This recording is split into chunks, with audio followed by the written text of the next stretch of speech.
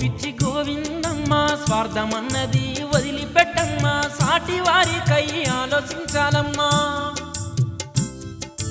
ఈ జన్మలో లోక కళ్యాణం కోసం ఉండలేనమ్మా నేను నీ కోసం సంపుకోవమ్మా నీ ప్రేమ భాషం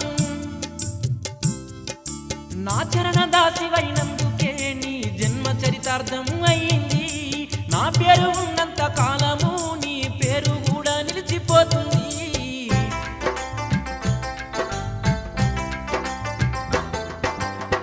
అని వెక్కి వెక్కి ఏడుస్తున్న గోవిందమ్మను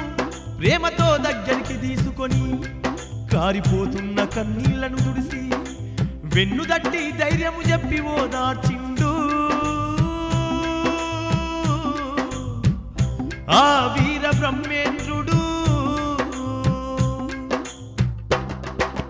గోవిందమ్మ మన అబ్బాయి